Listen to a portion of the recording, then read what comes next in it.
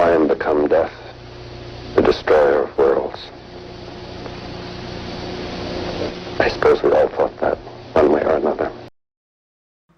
Depuis le début des années 30 jusqu'à 1945, le Japon, sur le mandat de l'empereur Hirohito, mène une politique impérialiste où il rentrera en guerre avec la Chine, la Corée et nombreux pays d'Asie du Sud-Est et du Pacifique.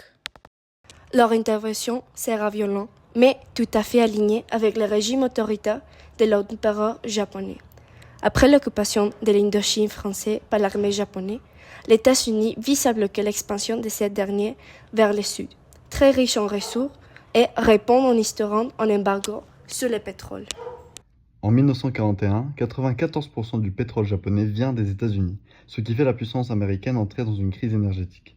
La réponse japonaise ne sera pas d'attaquer les îles néerlandaises au sud de l'Asie, contrôlées par l'Europe, pour éviter un conflit armé avec les États-Unis, mais décide plutôt de bombarder Pearl Harbor, une base militaire à Hawaï, le 7 décembre 1941, pour affaiblir l'armée américaine et commencer une négociation. Le lendemain, les États-Unis déclarent la guerre au Japon et vont commencer une avancée en Asie du Sud-Est, récupérant peu à peu les îles conquistées par le Japon.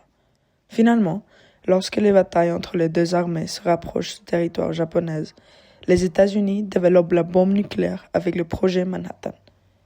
Pendant 3 ans, des scientifiques américains ont travaillé dans le développement de la première bombe nucléaire à fission.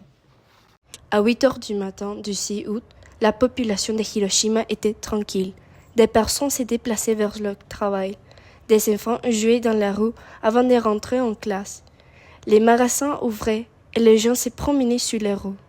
Personne n'avait aucune conscience sur l'anéantissement imminent. À 8h15, la première bombe nucléaire nommée Little Boy est lancée sur la ville par les bombardiers Enola Gay. 10, 9, 8, 7, 6, 5, 4, 3, 2, 1.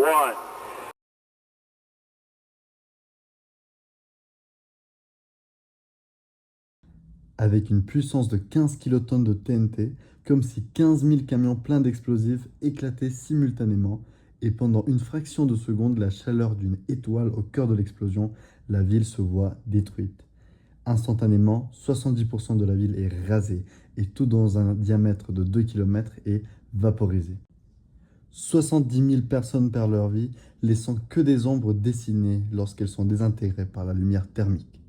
Les bâtiments, la végétation, les animaux et les personnes disparaissent dans quelques secondes.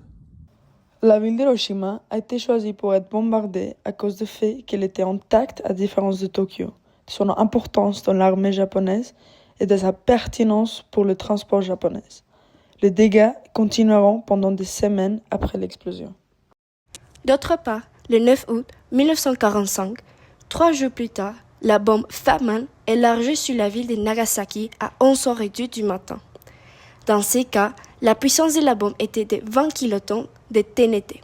L'explosion rasera en 40% de la ville et tuera 40 000 citoyens japonais.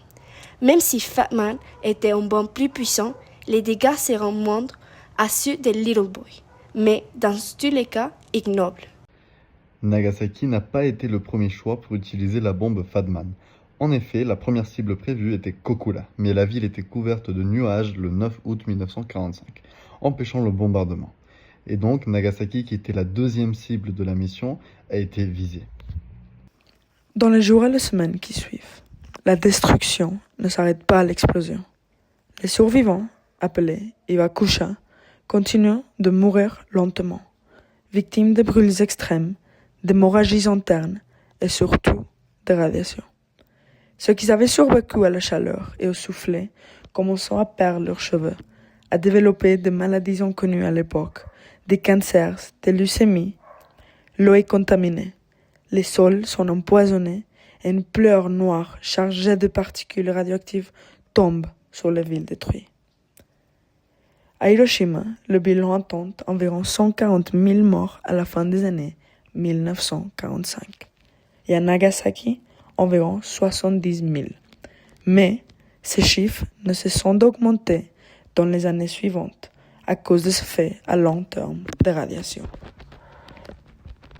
Face à cette destruction sans précédent, le monde entre dans une nouvelle ère.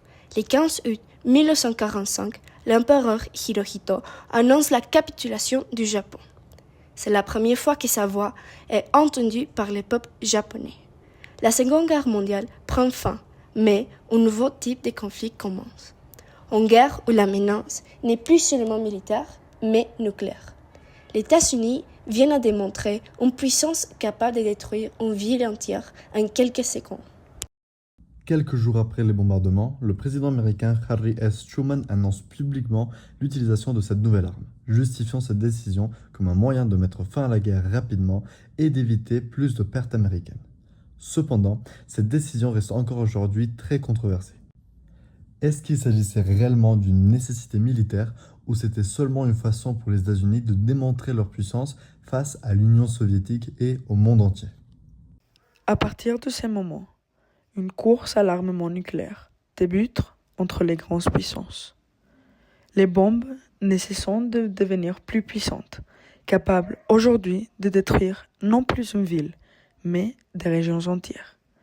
Le monde vit depuis avec cette menace permanente, où une simple décision pourrait entraîner des conséquences irréversibles pour l'humanité entière. Hiroshima et Nagasaki ne sont donc pas seulement des événements historiques, ce sont des avertissements. Ils nous rappellent jusqu'où peut aller la destruction humaine lorsque la technologie dépasse le contrôle moral. Aujourd'hui encore, plusieurs pays possèdent l'arme nucléaire et les tensions internationales rendent ces dangers bien réels.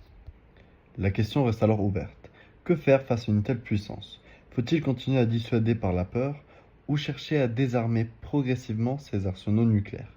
Une chose est très certaine, les images d'Hiroshima et de Nagasaki ne doivent jamais être oubliées, car elles représentent ce que l'humanité est capable de faire et ce qu'elle doit absolument éviter de répéter.